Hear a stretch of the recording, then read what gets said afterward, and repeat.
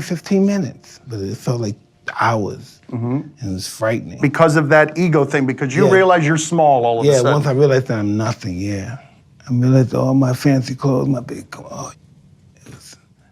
Can you explain to me why it makes you emotional just talking about it? Because I imagine the reason it makes you emotional is because for 4 decades you've been trying to find happy, man. Well, you know, when you think you know everything, and then you realize you don't know anything, that's a big awakening. You can call it growth or you can call it divine intervention.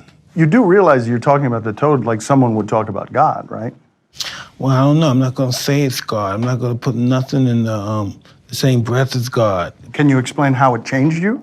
It was just the death of your ego. Now when your ego died, I felt so naked and afraid at that particular time because that's all I really had when you really think about it was my ego.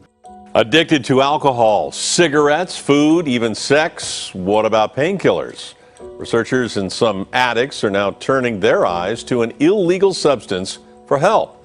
Researchers in Britain have found that psychedelic drugs can create a higher level of consciousness. Why some psychiatrists and researchers are giving psychedelic drugs a second look. This stuff is all too interesting just to go on keeping it swept under the rug. And meanwhile, the Inquisition was a long time ago. The birth of rationalism was a long time ago. At this point, there's no good reason, apart from bad habit, to keep up these barriers.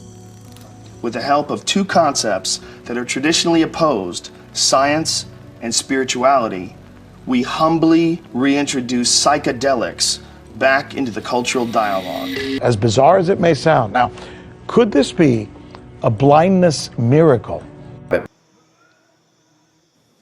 Part of our work is to respect these medicines and then to change the culture enough that people doing them can be respected and held, and not everybody needs to do them, not everybody should or wants to, but that it isn't pushed to the side.